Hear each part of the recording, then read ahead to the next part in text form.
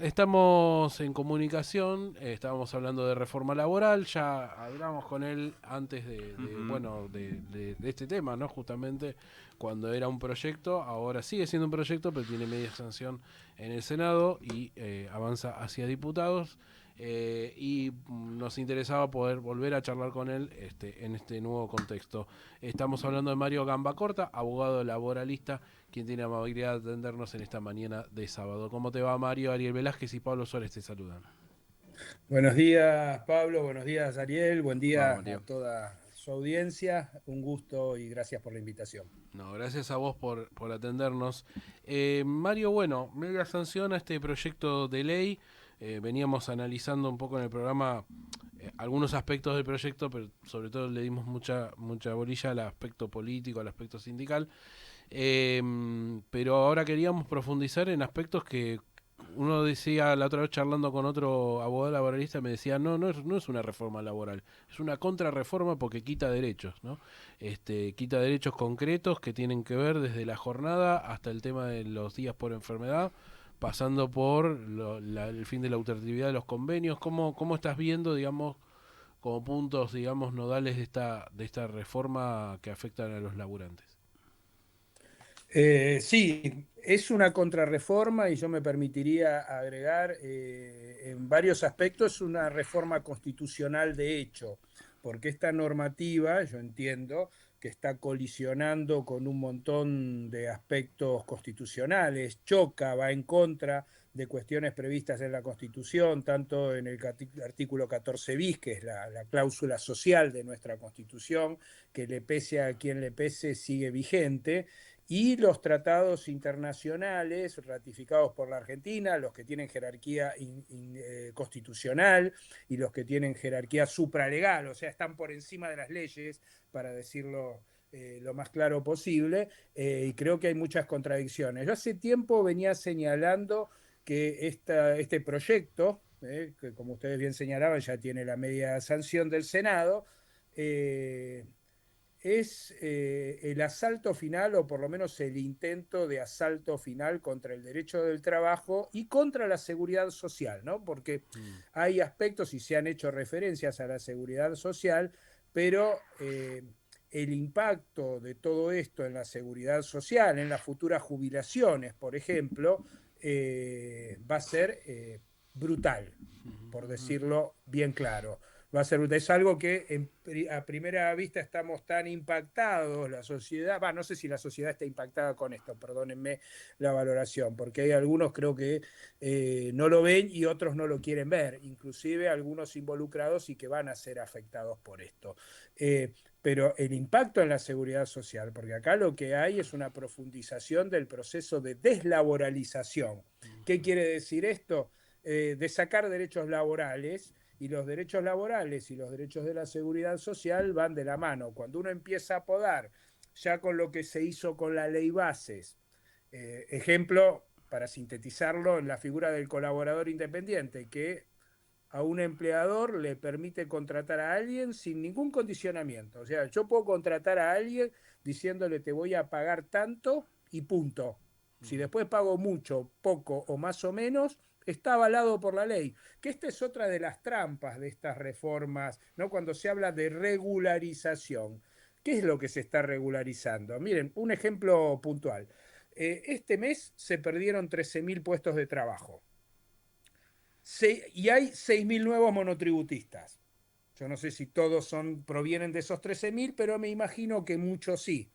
Entonces vamos a tener, entre comillas, una regularización de 6.000 puestos de trabajo, pero a la vez este proceso nos está dejando a 7.000 personas que no sabemos qué pasó, que pasaron a la informalidad, pasaron a la desocupación, a la precarización o como decía recién, lisa y llanamente se quedaron sin trabajo. Bueno, esa es la regularización, o sea, que alguien quede como monotributista o quede en una figura no laboral. Y ahí después viene, porque yo creo que hay que quebrar la hipocresía de algún discurso, ¿no? Del discurso hegemónico, del discurso del oficialismo, y el discurso, hay que decirlo lamentablemente, de algunos propios, si son propios, eh, en cuanto al desfinanciamiento del sistema de la seguridad social. La ley Bases ha potenciado el desfinanciamiento de la seguridad social. Entonces, el sistema, este modelo, si lo quieren definir como neoliberal, yo digo que estamos frente a un régimen conservador, liberal, libertario, por sintetizarlo de alguna forma, es difícil categorizar esto, pero sí hay un bagaje ideológico muy fuerte, pero tiene muchas trampas. Como tiene trampas en la redacción que te deja un derecho y en el párrafo siguiente te lo destruye, acá también tiene un cinismo muy grande cuando dice el sistema está desfinanciado, cuando con estas normativas se potencia el financiamiento y en realidad lo que vamos camino es a desmontar la seguridad social solidaria, universal, para volver a alguna forma como fueron en su momento las AFJP o alguna lógica similar o parecida, que es lo que en última instancia se busca, porque además hay que decirlo, tanto en la seguridad social como en subsistemas, para ciertos sectores de poder hay un nicho de negocios enorme, ejemplo, las obras sociales. Si se logra destruir el sistema de obras sociales, como verdaderamente, y me refiero prioritariamente a las obras sociales sindicales, ¿no? Como lo están padeciendo las obras sociales sindicales, los sindicatos que están haciendo esfuerzos enormes para sostener sus obras sociales, ahí se va a abrir un nicho de negocios para grandes empresas de salud, seguramente, me atrevo a conjeturar, pero también se va a perder la cobertura que dan las obras sociales, porque después podemos discutir si es mejor o peor una cobertura. Lo que no tengo dudas es que cuando esto pase a ser lisa y llanamente un negocio, la cobertura va a ser para los que la puedan pagar. Y los que no, bueno, que Dios los ayude o que el hospital público, que ya está bastante colapsado, los contenga como puede, ¿no? Es un sistema que se retroalimenta, por eso yo creo que hay discusiones de fondo que no se están dando, porque la discusión sobre lo laboral no puede ser solo laboral. Acá hay una discusión de fondo en términos de proyecto político, proyecto de nación y modelo de desarrollo.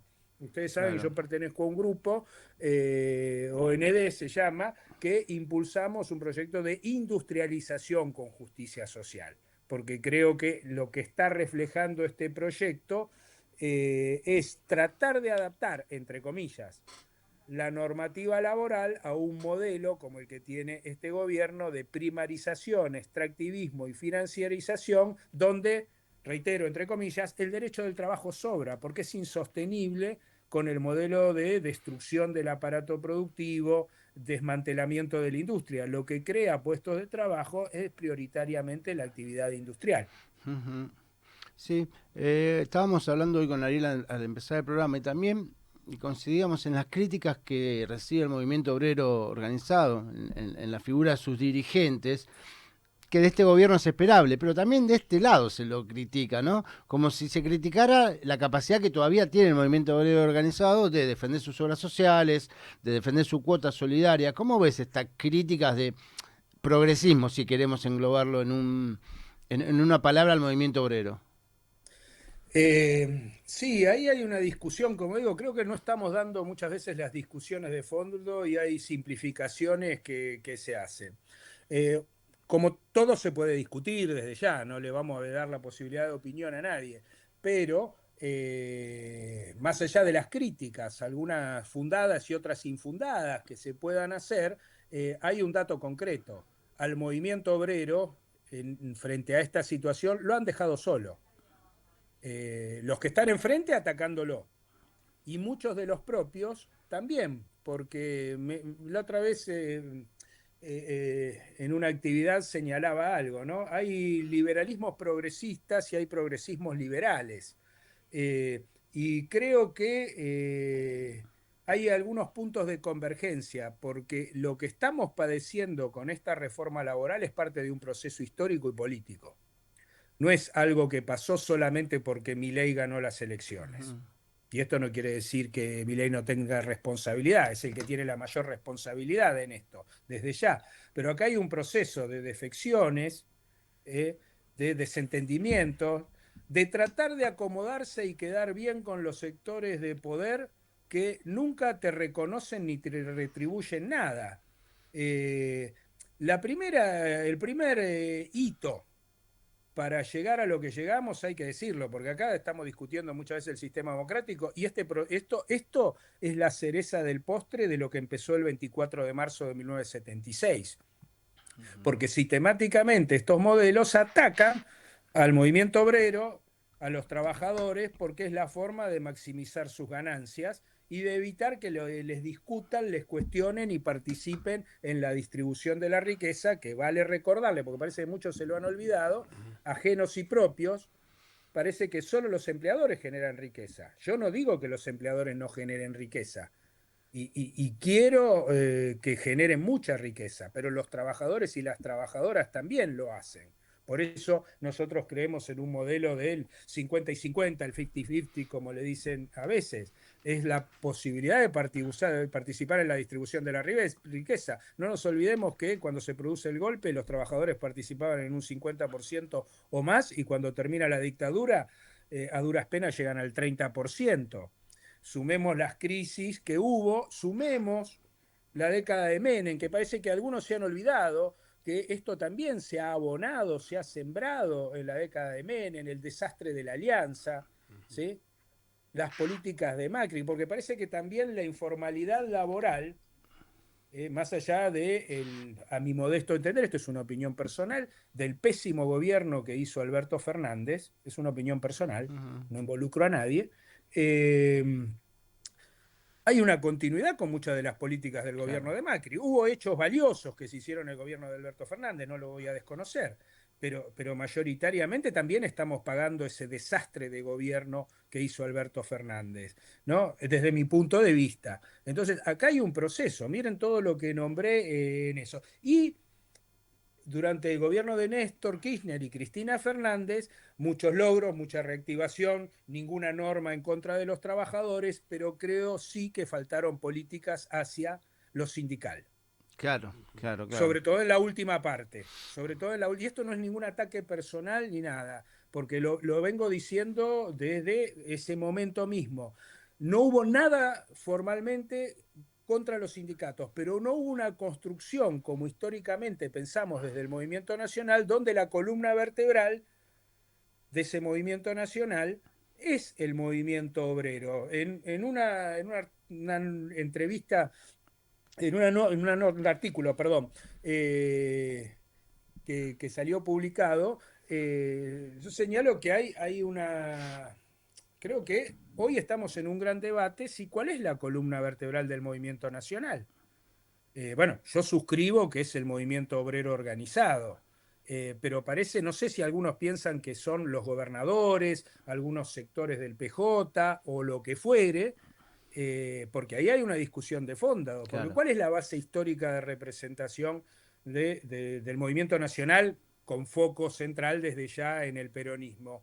Históricamente han sido las y los trabajadores. Bueno, hoy la representación es otra. Parecería que por el proceder de algunos, y rescato mucho a aquellos que han defendido esto, pero otros que deberían haberlo defenderlo, yo no le voy a pedir a Milei o a Sturzenegger que defiendan los derechos laborales, porque ya sé que no los van a defender.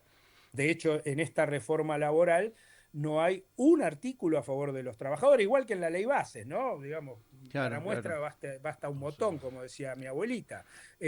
Pero sí tenía la esperanza, quizás soy un tonto, que tengo esperanza en algunos casos que no debería tenerla, pero todavía tenía esperanza en que algunos reflexionaran. Y bueno, obviamente no.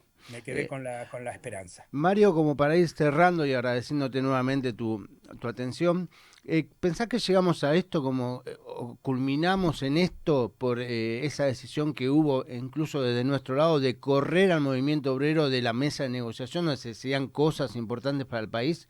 ¿Correr al movimiento obrero de ahí? Mirá, creo que no es lo único, pero es un elemento muy importante. Si consideramos, como algunos consideramos, que el movimiento obrero organizado es la columna vertebral del movimiento nacional, porque nosotros, incluyendo a todos, ¿no? Porque acá no queremos tirar a los empleadores por la ventana, pero nuestra prioridad son los trabajadores, por lo menos desde lo que yo he entendido y aprendido a lo largo de los años, creo que ha habido un problema. Y no solo se ha dejado el movimiento obrero, sino que hoy se ha perdido una herramienta estratégica, no solo para el movimiento obrero, No se ha perdido todavía, bueno, todavía tenemos que seguir luchando y trabajando para sostenerlo, pero sí se ha quebrado, por lo menos formalmente, el modelo sindical argentino, el modelo de negociación colectiva que nosotros conocíamos, porque esta normativa marcha, ya lo prevé expresamente los sindicatos por empresa, algunos lo venimos señalando de hace años que esto iba a terminar pasando y lamentablemente pasó, y desarticula la negociación y también busca fragmentar lo laboral, igual que este gobierno busca fragmentar la organización federal de nuestro país. Que cuando hablamos de federalismo,